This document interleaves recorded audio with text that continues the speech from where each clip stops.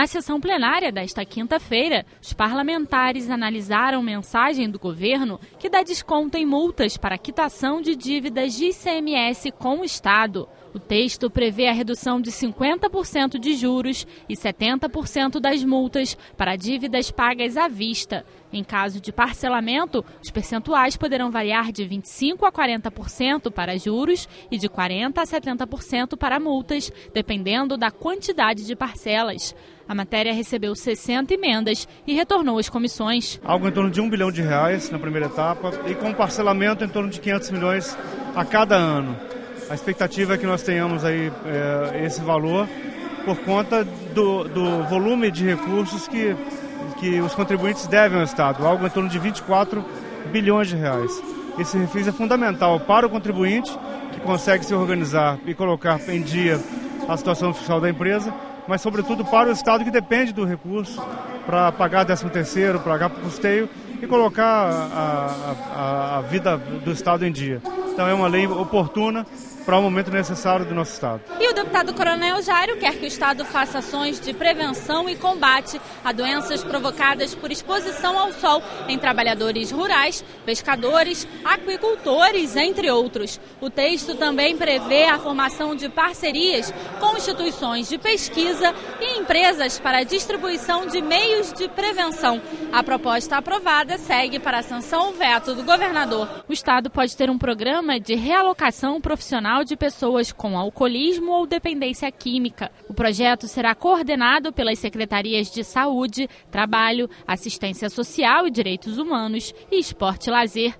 As inscrições para participação no programa deverão ser feitas pelo Site Nacional de Empregos. A matéria do deputado Luiz Martins foi aprovada e depende da sanção do governador para se tornar lei. Uma condição que a gente dá para o Estado de recuperar essas pessoas, ter uma luz no final do túnel. Eu acho que é obrigação do Estado, tanto da Secretaria de Saúde, Secretaria de Trabalho, já tendo em vista que nós temos fundos sociais para atendê-los. Esse é nosso objetivo com esse projeto de lei. O deputado Dionísio Lins quer alterar a lei que proíbe o uso de formol no Estado para prever a aplicação de penalidades de acordo com o Código de Defesa do Consumidor.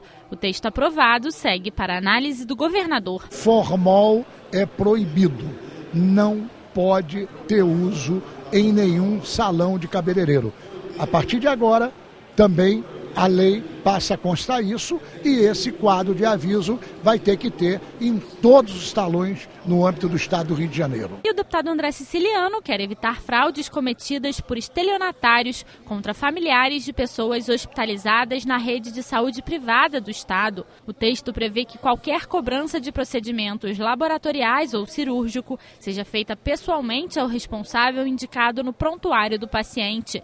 Quem descumprir a regra poderá ser multado. A proposta aprovada segue para a sanção ou veto do governador. A família acaba fazendo pagamentos, como nós temos acompanhado aí, indevidos. Então, nós estamos prescrevendo qual é a forma desse pagamento em caso de urgência. O Estado pode ter um programa de apoio às secretarias ou coordenadorias de defesa civil. A ideia é reunir as ações dos governos federal, estadual e dos municípios para criar o Sistema Estadual de Defesa Civil com o objetivo de prevenir desastres ambientais. O projeto da deputada enfermeira Rejane foi aprovado e retorna ao plenário para a segunda discussão. Em algumas cidades, nós temos a estrutura da defesa civil.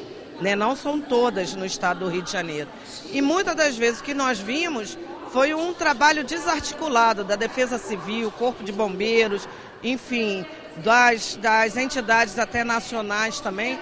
Então o projeto ele tenta integrar, ele tenta dialogar não só essas três estruturas, mas também com a sociedade.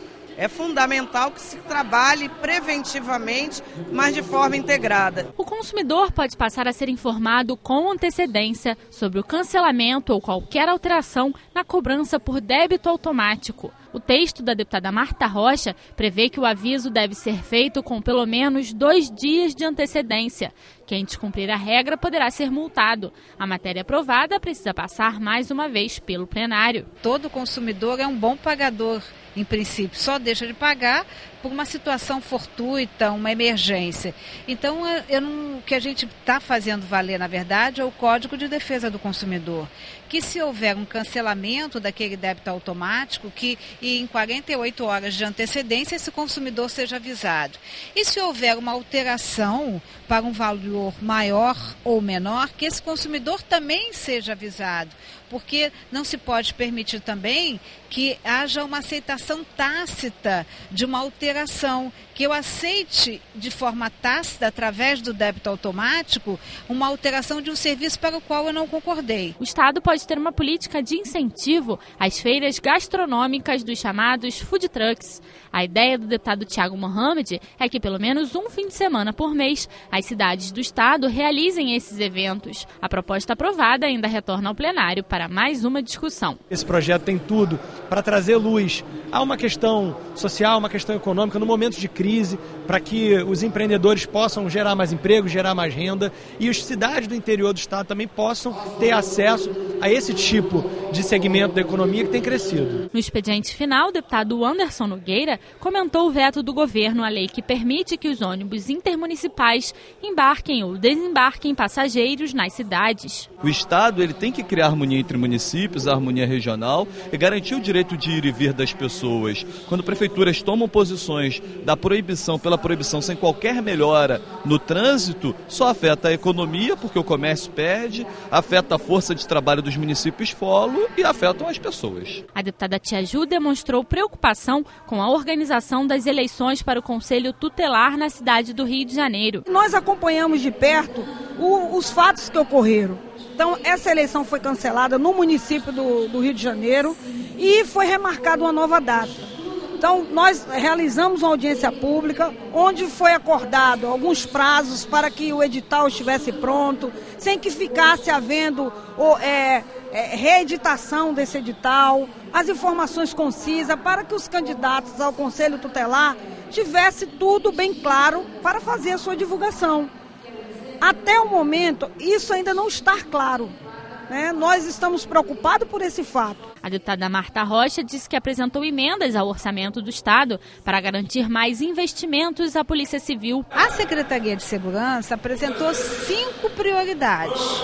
Dessas 5 prioridades, apenas uma se referia à Polícia Civil, com valores monetários infinitamente menores do que os da Polícia Civil.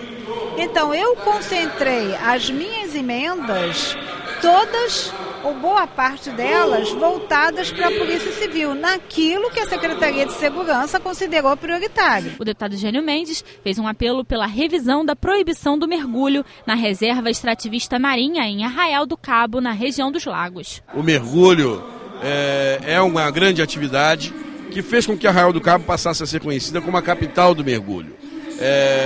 Hoje, restringir a atividade das operadoras de mergulho é restringir uma atividade turística que gera emprego e que distribui renda na cidade. Portanto, a gente apela ao ICMBio que reveja essa postura e que possa permitir que mais e mais pessoas possam participar da prática de mergulho, conhecer as belezas do fundo do mar de Arraial do Cabo, que inegavelmente são as mais belas do mundo, e, ao mesmo tempo, que a atividade econômica siga gerando emprego. O deputado Márcio Pacheco fez um apanhado geral das ações da CPI que investigou o aborto no Estado. Nós conseguimos ter um retrato real de quem financia o aborto no Estado. A gente consegue entender os cartéis que hoje realizam isso.